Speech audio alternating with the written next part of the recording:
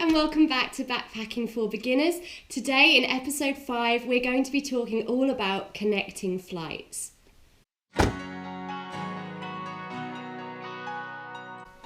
This is a really important video for me because it was probably my number one fear of my journey going from England to Australia. It was my first long haul flight and I knew I had to connect. Now, I'd never done that before and it was terrifying, and it doesn't need to be scary, which is why today I'm going to break it down for you exactly what to expect, what to do, and how to get your safe connection and get to your destination as planned. There's things to think about when booking connecting flights. If possible, try to book with one airline. If you book with just the one airline, it means that they have to legally allow you enough connection time in the airport to catch your onward flight. They are responsible. If you book through 2 separate airlines, it's your responsibility to make that connection and allow yourself enough time. Which brings me on to how much time do you actually need? So for a domestic to domestic flight, on average, personally, I try to leave myself an hour for connections. If it's an international flight, I give myself longer. I like at least 2 hours. And if I'm traveling at peak times or holiday times, or I know it's a particularly busy airport, I give myself an extra half an hour to make it through customs and any possible security checks in that connecting airport. You need to remember that some airports are huge, I'm talking massive, and it's going to take time for you to get through the airport, and sometimes you need to get a shuttle bus or train or whatever between terminals, so allow yourself enough time there as well. Another really important thing that you need to remember is thinking about whether you need a transit visa for the airport and the country that you are connecting in. You can look that up on the government websites, as I spoke about in my visas video, link above, or you can actually go on the airport website itself, which should have some information for you there. When you check in at the airport, if you're travelling on both flights with the same airline or sister airline companies, they will give you, hopefully, all of your boarding passes at that check-in. I got given 2 boarding passes. So the first one was this one. And then they put it in a nice little transfer envelope for me for the next one. So I got given both of these at my check-in in Perth.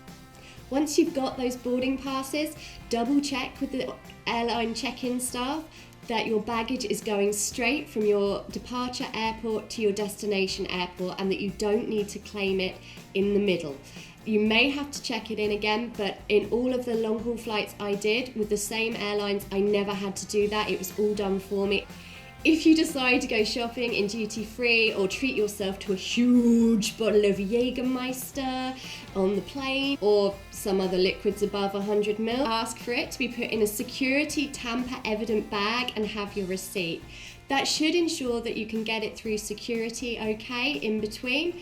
But double check with the staff either in the duty-free shop or the flight attendants on the aircraft. Before you disembark your first flight, make sure you've got all your important stuff with you early and it's in a safe but secure place where you can access it. This will help you save time. Listen to the announcements on board. They will often give you instructions if you're transiting or making connecting flights at that airport. Now, if you're a bit of a worrier like me, you can get a downloadable map of your airport that you're connecting in and save a PDF to your phone so that if you're really concerned, you can have a little look. To be honest, I never used it, I never needed it.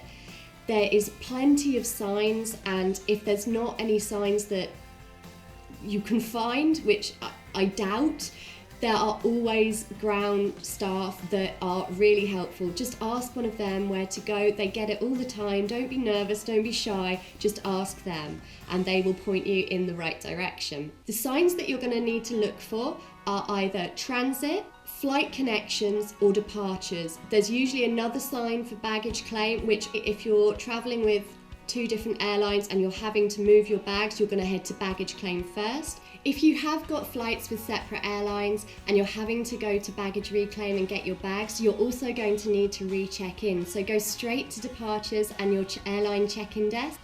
Once you have hit the transit area or connections area, departures, whatever they're calling it in that specific airport, look for your gate number.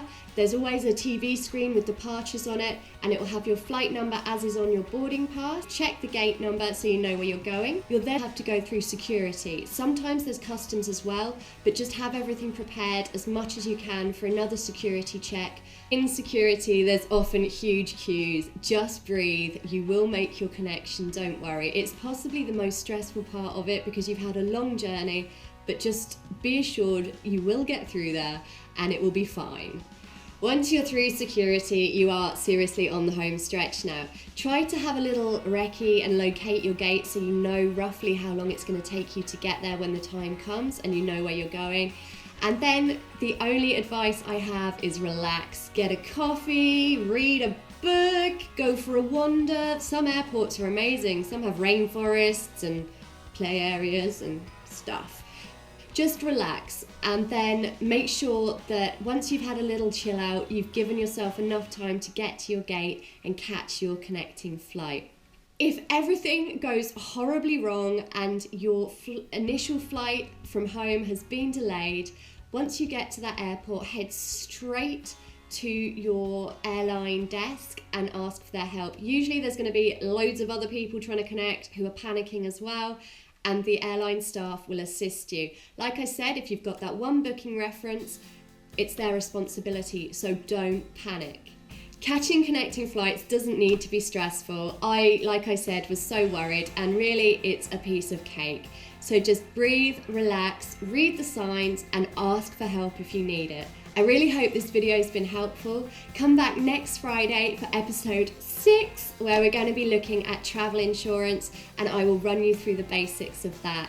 Thanks for watching. Make sure you check out my blog, Twitter, Facebook, Instagram, all the links are below. And if you're enjoying these videos, please like and subscribe. Much love. See you soon. Bye. Rabies is not included on the NHS, and I think there's a few others. So you will need to factor in cost of vaccinations for your trip depending on where you're going.